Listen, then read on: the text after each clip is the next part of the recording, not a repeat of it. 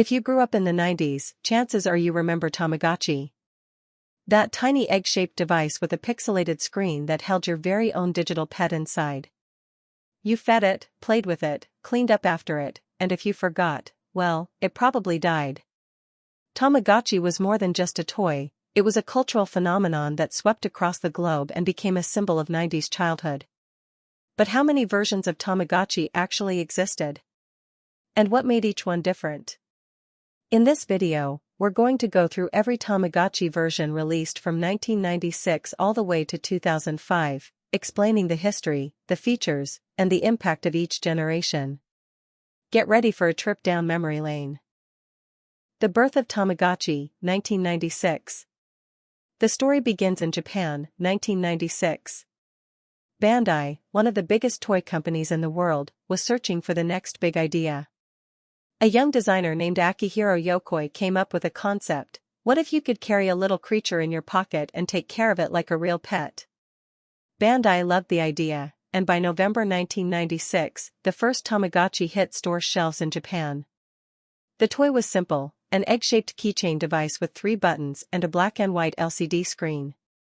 Inside lived your Tamagotchi, a digital creature that would hatch, grow, and evolve depending on how you treated it. Feed it too much? It might become unhealthy. Ignore it for too long? It would get sick or even die. The game was all about responsibility, but also about fun. And kids loved it.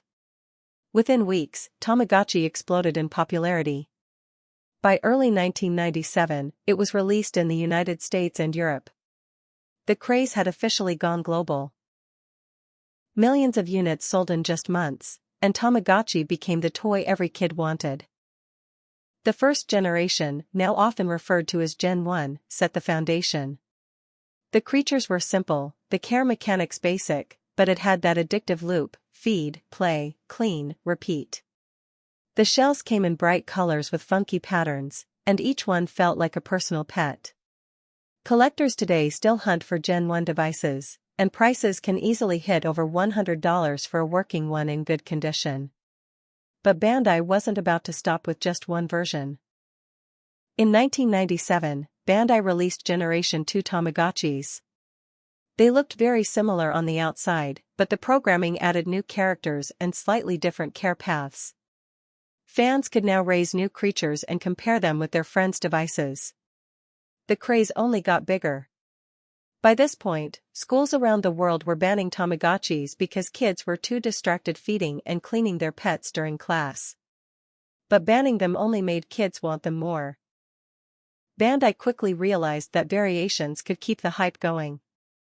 Between 1997 and 1999, they released several special edition Tamagotchis that became legendary among collectors. Angelgotchi, 1997. Instead of raising a regular pet, you raised an angel. It had heavenly graphics, halos, and clouds.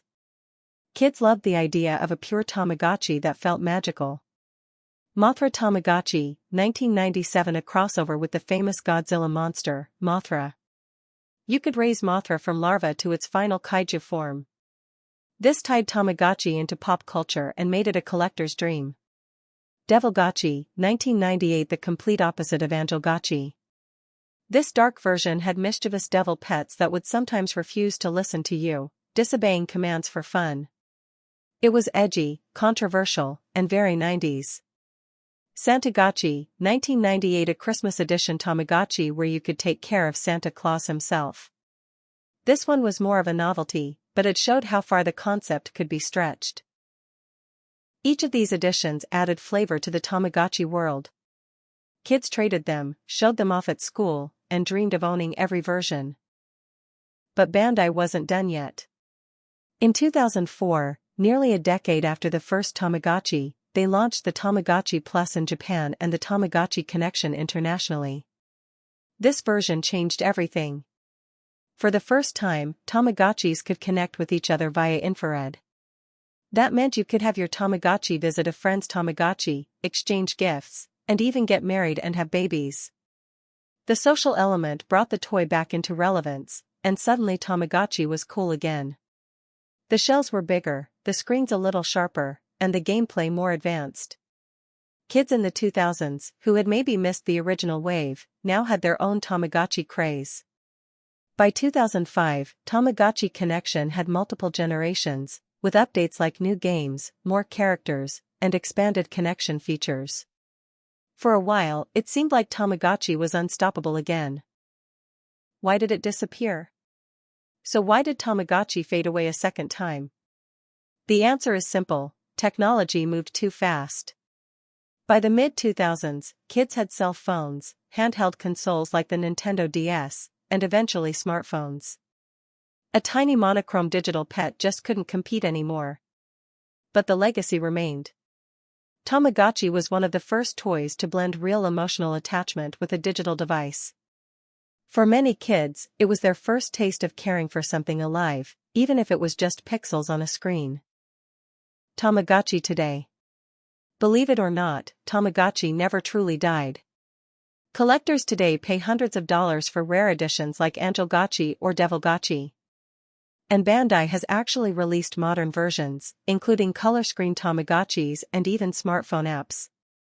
In 2020, Tamagotchi made a small comeback thanks to nostalgia-driven adults who wanted to relive their childhood. Even today, new versions pop up from time to time, though none have matched the original craze of the 90s. And there you have it. Every Tamagotchi version from 1996 to 2005 explained.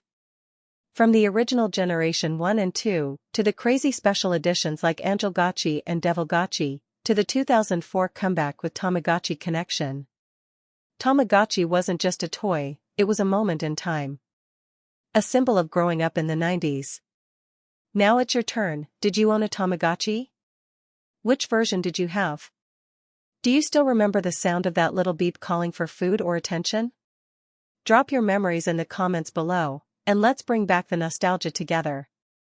If you enjoyed this trip back in time, don't forget to hit like, subscribe to 90s Nostalgia Box, and ring the bell for more forgotten toys and childhood memories. Because some things should never be forgotten.